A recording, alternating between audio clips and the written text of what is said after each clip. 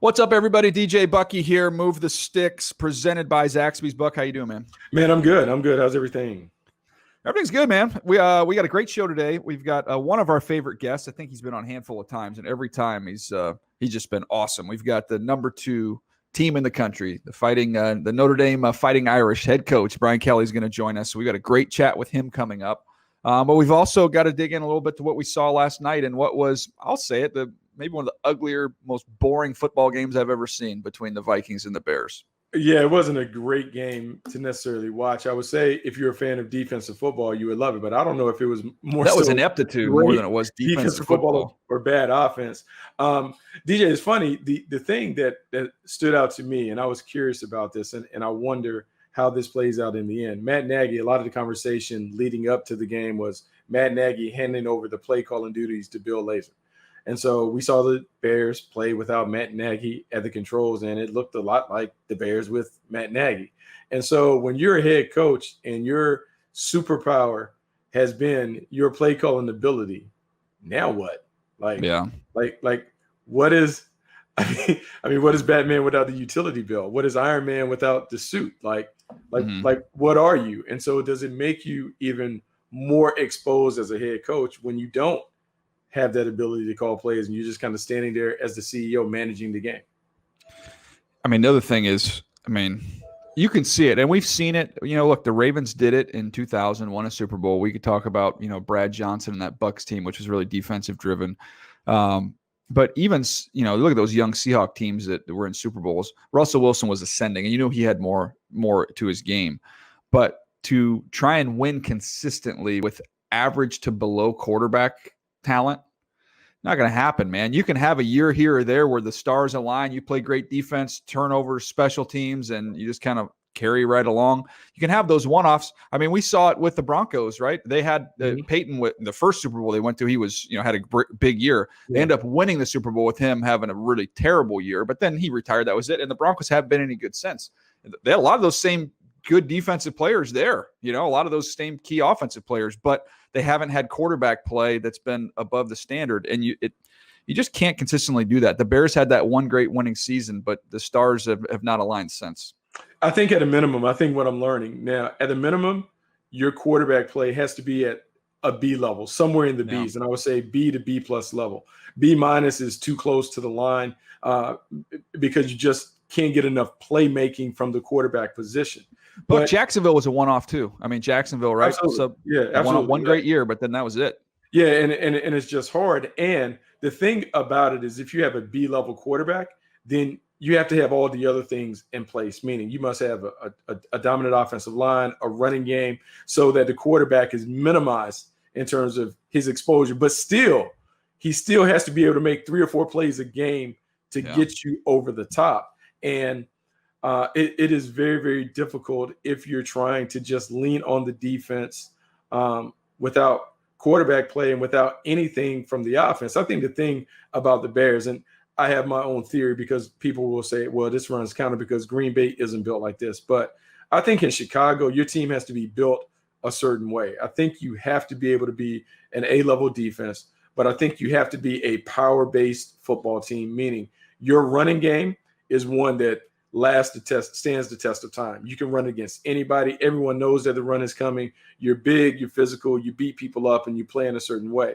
I don't think you can play cute football in Chicago. I just don't think the football guys will allow you to be a team that is running trick plays and gadget plays and all of this other stuff when the DNA of that football team, to me, has to be the same DNA that I see from the Pittsburgh Steelers, the Baltimore Ravens, teams that play in cold weather environments. I think you just have to be built a certain way.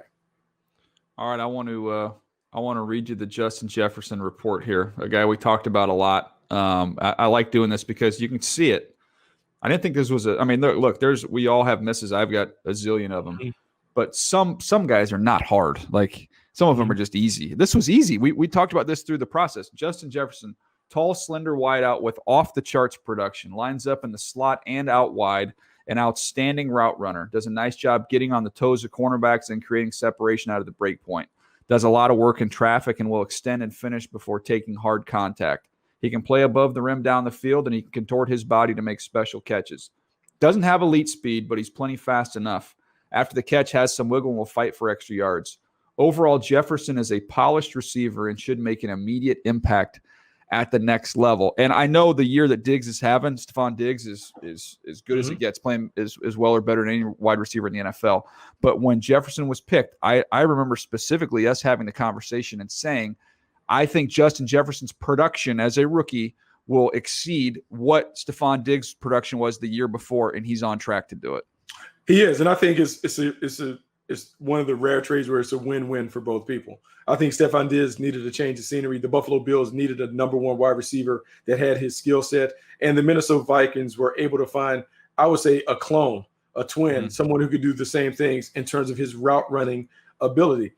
Justin Jefferson has quickly emerged as the number one receiver in Minnesota, and I say that with all due respect to Adam Thielen, because I think Adam Thielen is terrific as a route runner and a playmaker. But there's something about Justin Jefferson that is just a little different. And Justin Jefferson's ability to get open by wide margins consistently is eye-opening. And of all the wide receivers, the number ones that have taken, I think his impact has been more substantial and significant on his team than others. And it's just because he is an artist on the perimeter, painting masterpieces when he sets people up. When you just look at the replays of the one-on-one opportunities that he gets on DBs and how he sets them up and creates space and consistently catches the ball, and he can run after the catch, and he has toughness, everything. DJ, I think it's easy to get caught up in the wide receiver position and really evaluating the bells and whistles. When it really comes down to it, we talk about this. Craftsmen always endure over the course of time. Guys who can run routes, guys who have all of the other stuff, they find a way to get open at this level. And we have to really pay attention to the skills more so than the traits when it comes to projecting how guys will succeed. Man, the skilled guys are the ones that really have success right away. It's interesting because I think there's cases to be made where you can say you can have both. I'm looking at yardage leaders right now, right? Stephon Diggs, number one, is a polished craftsman. DeAndre Hopkins is a little bit unique because he's a 50-50 ball guy, right? Yeah. He's a good route runner. He's not an elite level not a great route runner, but he catches everything. DK Metcalf, straight line speed. Terry McLaurin, I would say, is probably more of a craftsman. He's got speed. I mean, he's got 4.3 speed, but he's a really good route runner. Robbie Anderson, speed guy. So you see kind of a mix here as you go through it. Justin Jefferson, craftsman. Allen Robinson, I think, can do everything. Devontae Adams, craftsman. DJ Moore is, I think he's an excellent route runner as well. I mean, he's got juice. Keenan Allen, craftsman. Tyler Lockett, craftsman. Calvin Ridley, craftsman. Amari Cooper. I mean, so there are some speed guys mixed in there. But to me, it's like to be the pure number one, you've got to get that guy because now it's third down. Keenan Allen, I'm pretty sure he leads the NFL in third down catches, and it ain't because he's running by a lot of people. It's because he's a polished craftsman. And I think it's important to differentiate that, right? See, because sometimes we can look at the stats and believe that everyone is built to be a number one. And when we're talking about the number one receiver, the guy who is the leader of your passing game, that guy has to be he has to be able to defeat one-on-one coverage. He has to be able to defeat double teams. He has to be able to get open versus all looks. And so that is a different set of skills that are required than a guy that is your big play artist. And so when we talk about the number one is who is the most complete at the position, because that's the guy who should earn the number one moniker. Can he run routes? Can he consistently get open? Can he be a chain mover? Can he do it inside and outside, meaning in between the numbers in traffic, but also outside where he has to run the comebacks and those things?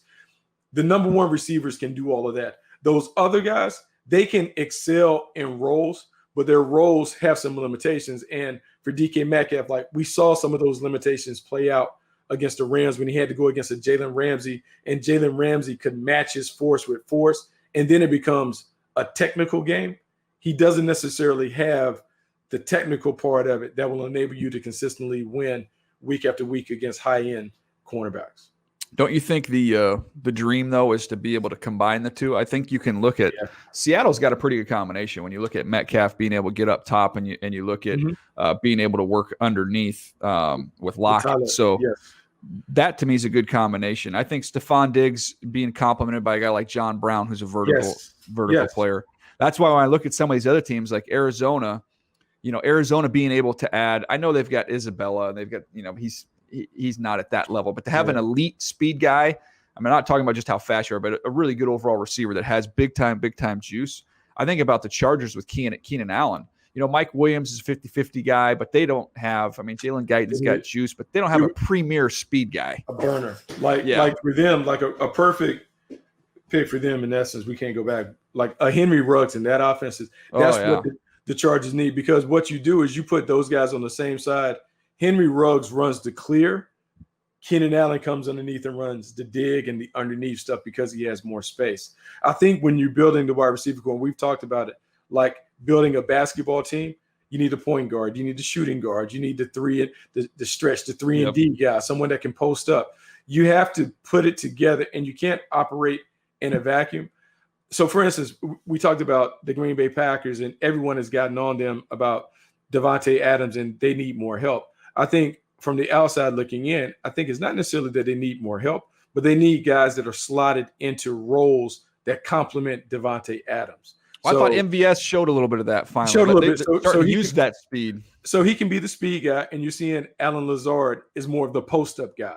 Yeah. And so they need one more guy that I would say is a catch-and-run specialist, someone that can run the screen game, the underneath stuff, or whatever, because you have to have four guys, and those four different skills must complement one another. But when you have those guys, then it allows your quarterback to attack aggressively, knowing that it's a matchup game. Yep. No, I think it's totally true. All right, let's get to our conversation. Been looking forward to this. I think you guys are going to really enjoy this. It is the number 2 team in the country. It's Notre Dame, a member of the ACC this year. A little different. The whole year has been different, which is going to be a little bit of the theme of our conversation. But here's our chat with Notre Dame head coach Brian Kelly. All right, Buck, excited to be joined by our friend Brian Kelly, head coach of Notre Dame. Always love our visits with him. And Coach, we love talking to you about culture and the culture you've been able to build throughout your career. And I saw your comments after the game, the win over Clemson. You talked about playing with focus and resolve. And I thought about those times where we used to visit back at Grand Valley way back in the day on scouting visits. And I looked it up after your first national championship. You talked about resiliency right after that game was over. Has that resiliency, resolve, has that been kind of one of the pillars of the program you've built?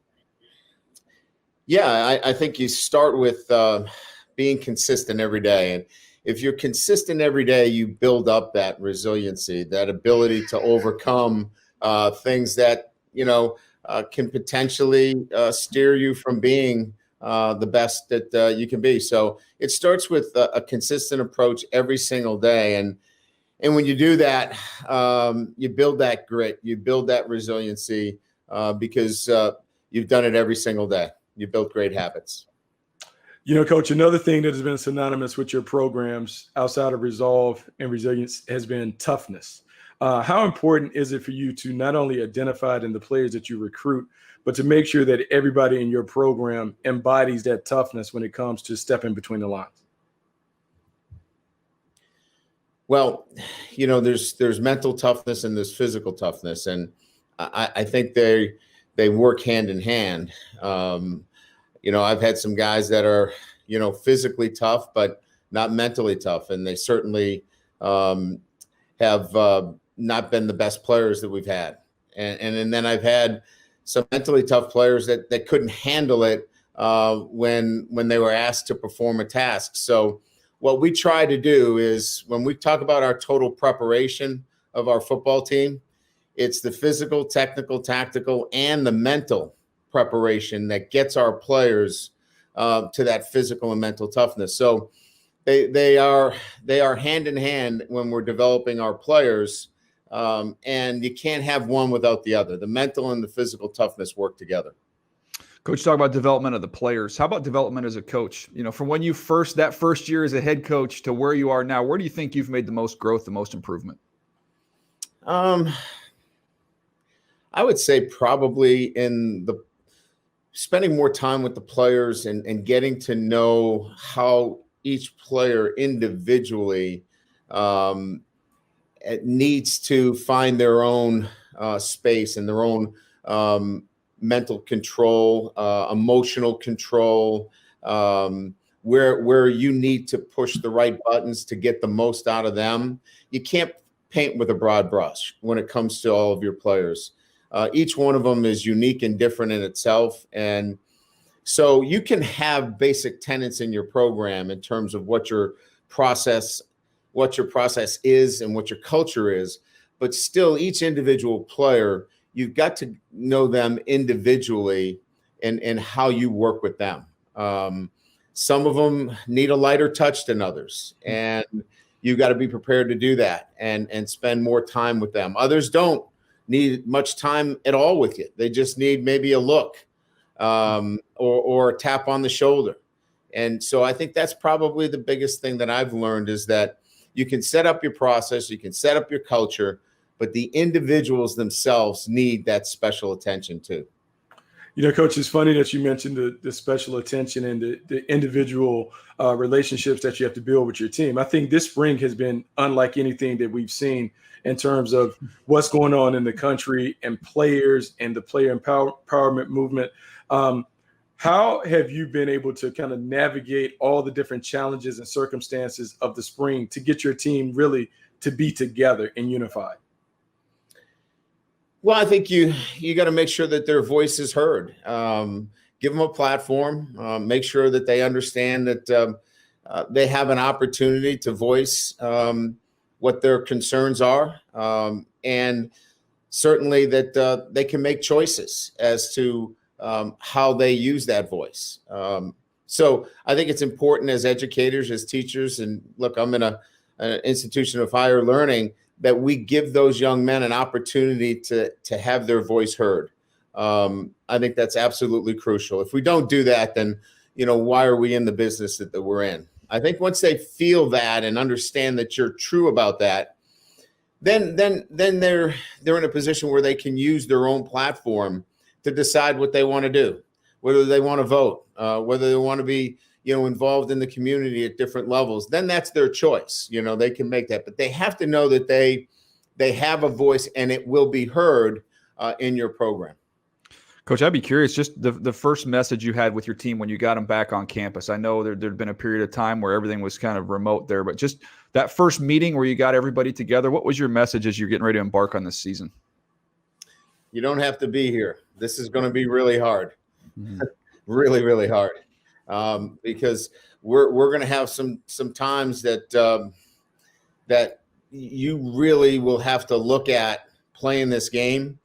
And you're going to have to love it, because you're going to have to give up so much this season to continue to play. And I mean, it will be a priority. Outside of your academics, you will not have much else going on. I mean, you're going to have to give up all the things that you used to giving up that you haven't given up before in college. So if this isn't for you, take the opt-out right now. Because this is going to be really difficult. So let's get that straight right now. Coach, I'm curious, because having navigated these circumstances and being able to get off to a solid start, how will you forever be changed in terms of your coaching style or your preparation when all of the dust settles and we go back to maybe a more normal existence as college football and a college coach?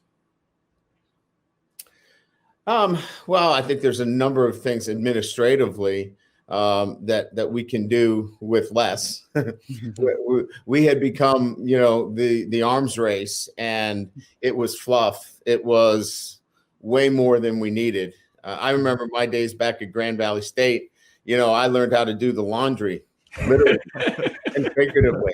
And so, I think that we can streamline things here, and I think it's a good thing in college football that we can take away some of those layers, because it puts you much more engaged with your players on a day-to-day basis.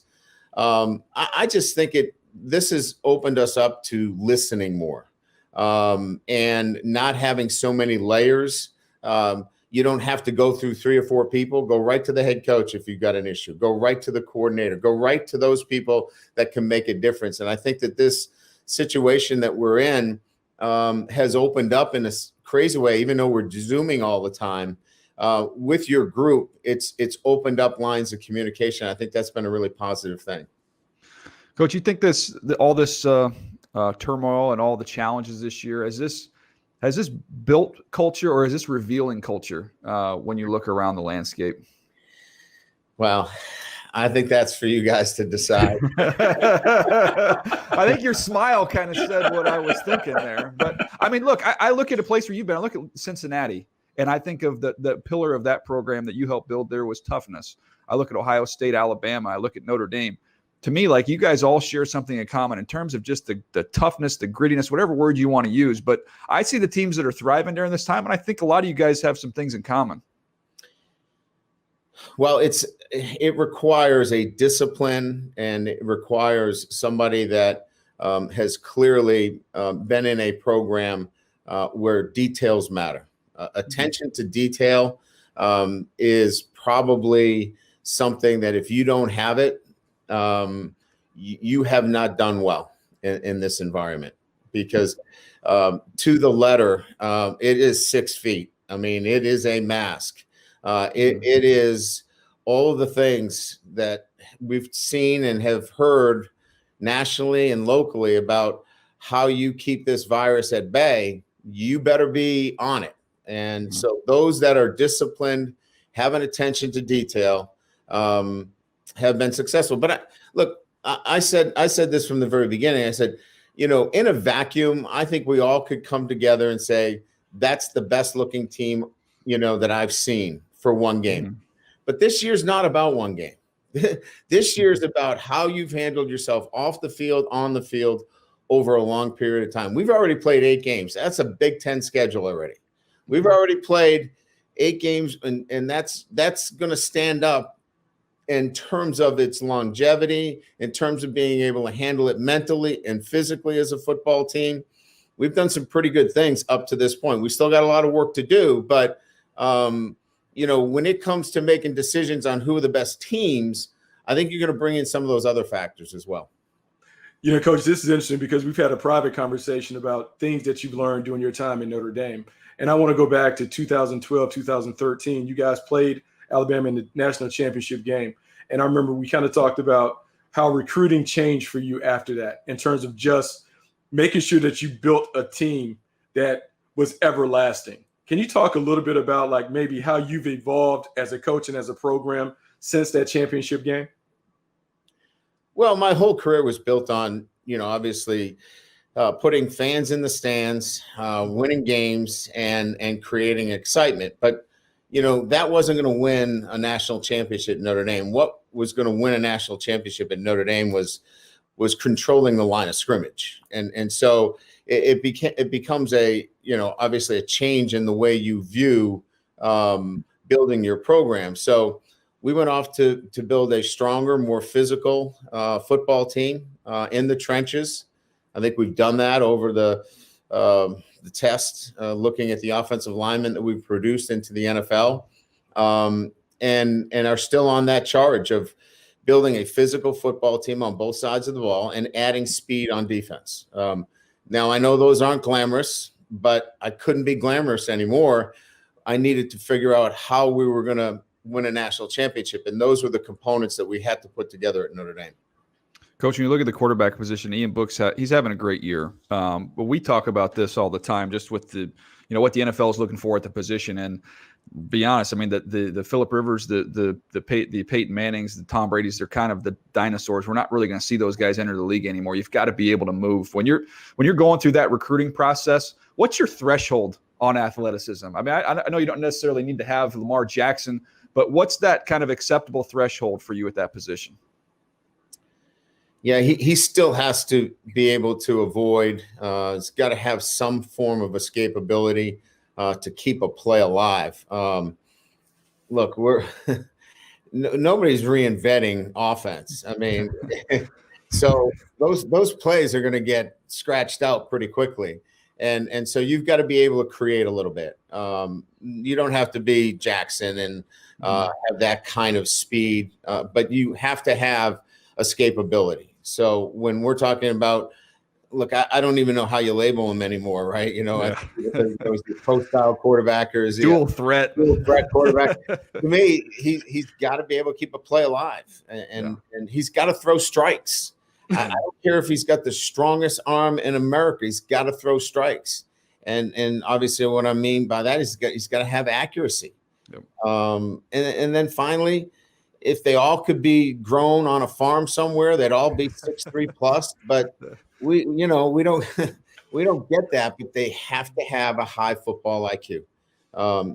If you gave me those three things to work with, then we got a chance. I'd like some of the other things, but high football IQ, the escapability to keep plays alive, and certainly, from our perspective, where we've really made, I think the kind of strides necessary is with Ian Book is a high completion opportunity. The guy throws strikes. The guy, he puts the ball on you.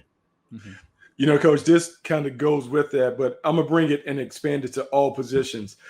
We're at such a time there in youth sports where everything is about specialization, but it appears that the best players at the highest levels are guys that were multi-sport athletes. When you're recruiting, whether at quarterback or other positions, how much does that factor into your evaluation?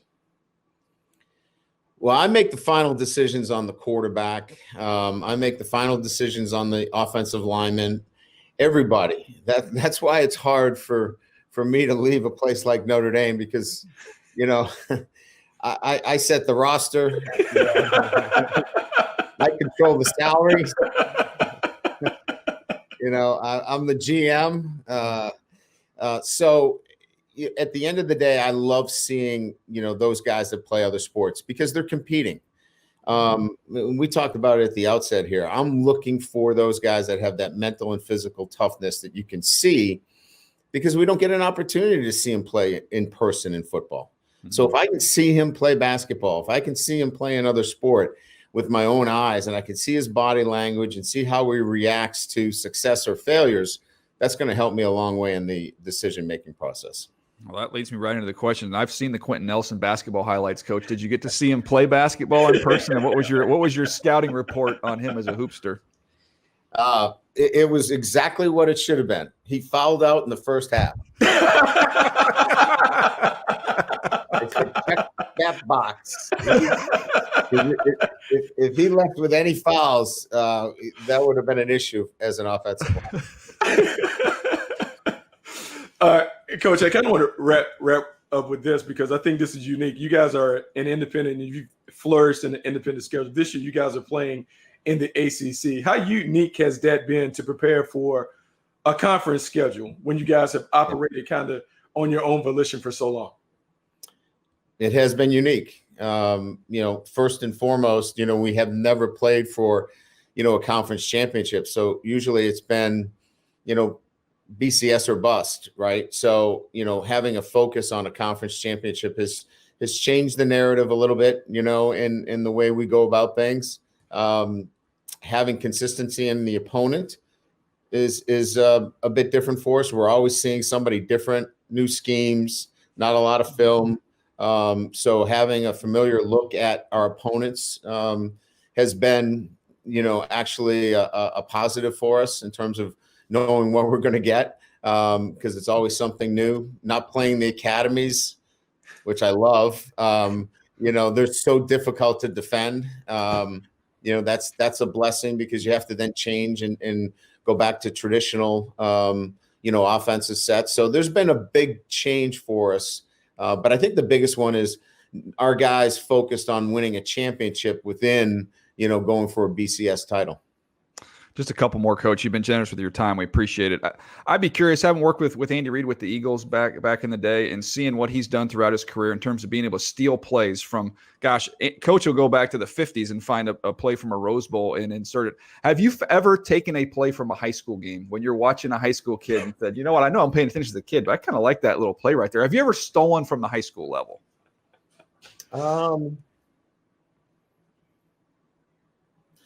I can't remember if I've stolen from a particular high school level, but, there are some really innovative schemes that I have seen from high schools offensively And there are many high school coaches that I would hire.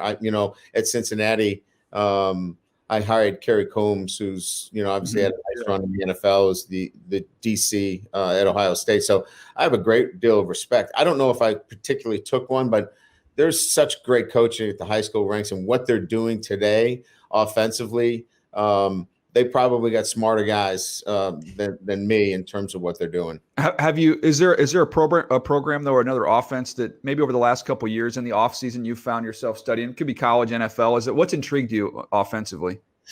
For us, it's usually red zone plays, 2-point plays, because you really have to be creative in that short field, right? You're in a condensed environment. You're really trying to free up your playmakers.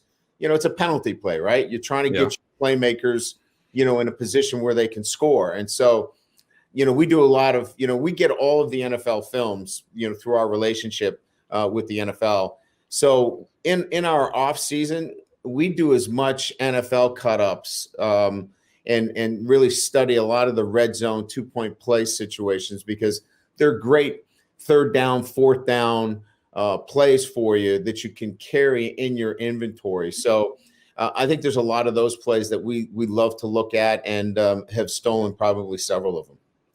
Coach, it's interesting. I want to go back to something you mentioned early in the conversation. You talked about guys having to pay attention to details and how that has been exposed now.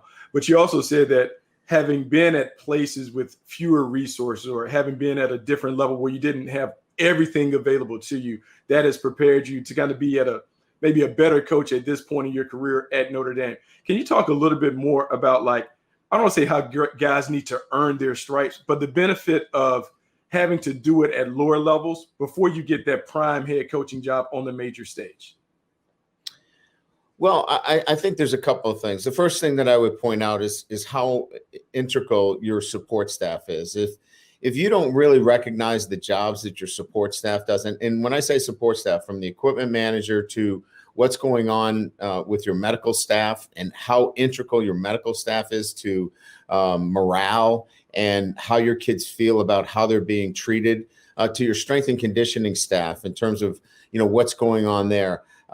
Having been so involved in all of those things in my career, because I had to be, I think when you're talking about putting together a functional program, that support staff, because they have such a high touch with your players, if you don't have that right, you're going to have a lot of issues. And so I think sometimes when you're almost appointed to these positions of being a head coach and you haven't been in the trenches with all of those other support staff, sometimes the air comes out of the tire there, and it doesn't come out where the X's and O's are, and you don't know it until it's too late. Coach, I feel like I got to ask you this. When you look at the success you had at the Division II level, now you look at the success you've had at the highest level here at the Division I level, a program that you've built and put in place, a philosophy that's worked at the Division II level, the Division I level. I'm not asking if you ever take an NFL job, but is at least there's curiosity there to take that up to the highest level and institute it and get a chance to compete at that level? Yeah, there was, probably a few years back, because you get a chance to coach and put together the greatest players that play this game.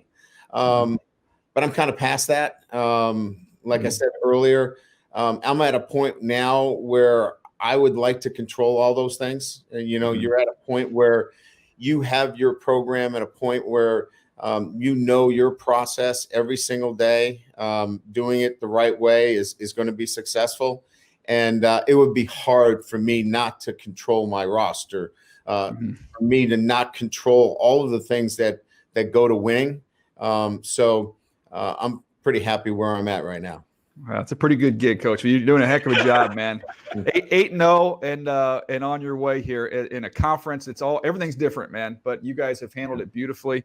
And I think this is the fourth or fifth time you've joined us here. And every time we take pages full of notes and we learn something. So thank you so much, Coach. Best of luck the rest of the way.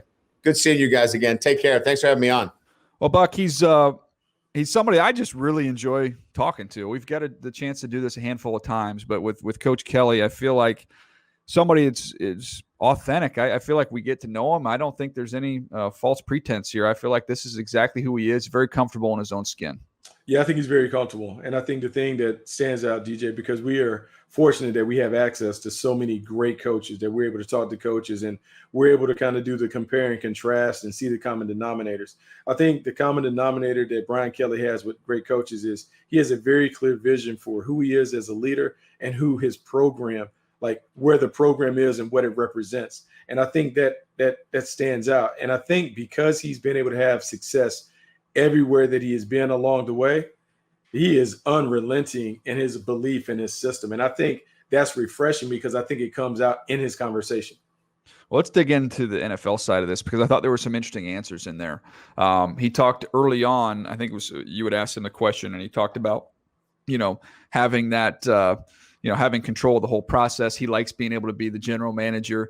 And I almost thought like he was kind of hinting at the fact of, hey, if you're going to come calling, then I'm going to need the full power here. I mean, the GM, the head coach, if an NFL team would be interested. That's why I followed it up and asked him at the end, would you ever want to scratch that itch? And he basically said no. He said that time has come and gone. So I thought that was pretty fascinating.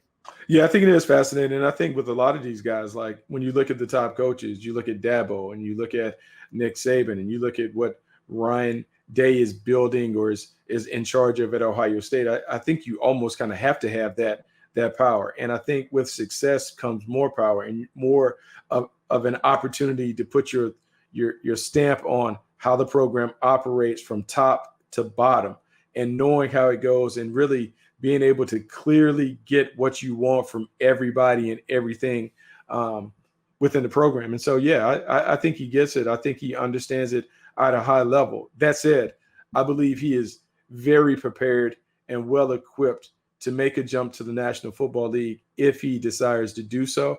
I think being the head coach at Notre Dame has given him kind of some of that NFL experience, that NFL feel.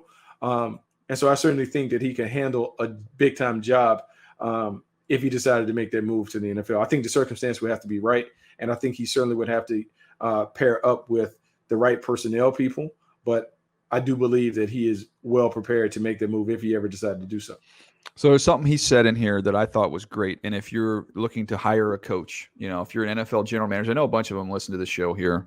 To me, when you look at the checklist of what you want in a head coach, I'm adding something based off what Coach Kelly said, because he mentioned the most important thing he's learned was the importance of being able to relate to each individual player, to be able to know what they need, what's required, and to be able to meet those needs and requirements. And I thought it echoed Mark Brady, our producer, has said in the chat that sounded a lot like Dave Roberts, right? Dave Roberts talking about touching each individual player on that Dodgers team to make sure that where they are. And it's just having that open dialogue and a good relationship individually. And I thought, the era of the aloof coach, the era of somebody that's just going to sit back there and say, oh, I've got this miraculous scheme and we're going to just go beat everybody in the National Football League. That's over. That's out. It's over. And you better be able to communicate and relate to these players individually. And that is a very important skill. And that's why, the things that we hear, I know the wins aren't there yet, but you can see the culture that's building in a place like Carolina with Matt Rule, who we know very well, and what he's all about, who's adopted that philosophy. Andy Reid, for his entire career, has been somebody that's taken an individual interest in all of his players. Haven't been around coach. So to me, I thought that's non-negotiable for your next head coach. He better have that skill set. He better have that skill set. And I think for so long, people have derided that skill set and thinking that a quote unquote players coach can't win.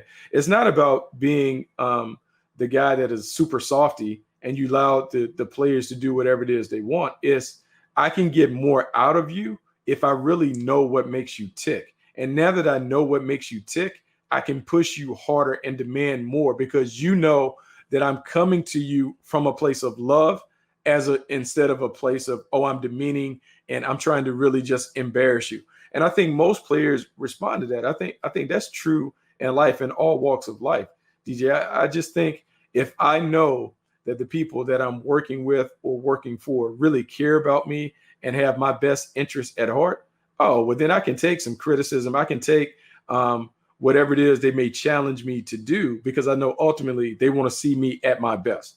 And I think Brian Kelly has learned that, but I think he has learned that through experience, through spending years and years working on the craft and being in charge of young men. Yeah, I think Matt Rule said he'd had in his schedule every day. He would schedule individual player meetings every single day throughout the whole calendar year, or at Yeah. least he's having at least a couple guys come through one-on-one, get to Talk. know him. What's going on? Hey, what's going on in your life? Even just getting to know them on a personal level, because sometimes a lot of times that can have impact on your performance. So I don't know. I think that's not just a college level thing. That's an NFL level thing. I think it's an NFL level thing, and I think the more that you invest in your players in terms of time and attention, giving them the communication, I think the better the thing is. I think it was funny, something that you brought up, and he snickered and smiled, because I think you touched on something that he knows and looking at others. When you asked him, Coach, do you believe this has been a culture builder or a culture revealer? And he automatically kind of jumped to, oh, no. This lets you know exactly who you are and what you're about. And Yep. I think he takes pride in that, because we've seen some notable programs fall apart this year in the midst of the pandemic, where you've seen others have thrived and flourished in spite of all the uncertainty or whatever. And I think it does have a lot to do with the culture that's been established and created. He mentioned the importance of attention to detail, and he was talking about it in terms of dealing with COVID, 6 feet apart mask, all the different details you got to follow. But I think it also speaks to the overall culture of the program, and every little detail matters. And I think, look, you can say, oh, recruiting class. Well, I can show you some teams that have had really good recruiting classes and aren't winning a lot of football games right now. So, but I can show you other places where they are built the right way, and attention to detail matters, and they're thriving. So I know what the answer was to the question, Buck, but I wanted to see how he would respond to it. And he kind of chuckled a little bit, but then he got into the reasoning, and I think it was pretty obvious there. One other thing I wanted to hit on, love talking to guys about the quarterback position, and I wanted to piggyback on our previous conversation we had a couple episodes ago talking about athleticism. We went through all 32 starting quarterbacks and graded their athleticism A to F, and basically came up with a threshold of where you need to be athletically to be able to compete. You've got to be able to, the way we described it, if you can just be, you have to account for them in the zone read game, at least account for them. It may be every now and then you pull it once or twice a game, get 5-7 yards, whatever. But also the escapability, I thought Coach Kelly hit home on, which is what Urban Meyer, we talked to him about. If you can't make a free man miss, you can't play quarterback in the NFL anymore. You can't. You're not going to have 5 Hall of Famers blocking for you. You're going to have run-throughs. You're going to have mistakes. If you can't occasionally make somebody miss back there and extend a play, you got no shot. So I thought that was interesting.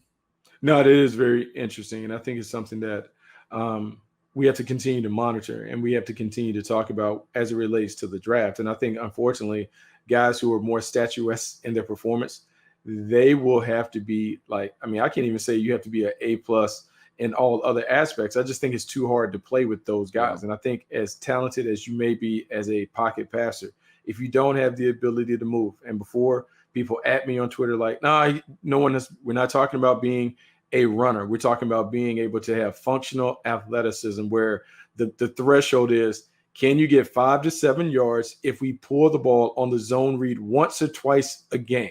Mm-hmm. That's what we're asking. We're asking you to have enough athleticism to maneuver and to be credible on the perimeter. If you're not credible, it just makes it hard, because the athletes that are playing edge rusher, defensive tackle, they're overwhelming offensive linemen. And you just can't think, hey, I'm going to put a fortress in front of this guy and he's going to be protected and able to function. And the thing that when I mentioned this on Twitter, people, what about Mac Jones at Alabama? Look, Alabama's an outlier. It's an outlier. But if you want to ask what the how that offense really got cranked up, it got cranked up once they started getting guys that could move around back there, because the AJ McCarrons and all those guys, they won championships, had good teams. But in terms of the offense taken to another level, you saw what happened when Tua got in there. You saw even with Jalen Hurts early on, it changed the explosiveness of that offense. Mac Jones right now is playing with far superior players to everybody they line up against. So he's having a lot of success. But in the NFL, it's a level playing field, man. You're not going to have that talent gap every week. It's right here. So if you can't get away from some pressure, you're going to have a tough time. Yeah, that's why his evaluation will be interesting. It'll be interesting in terms of how much credit do we give to him? How much credit do we give to the supporting staff?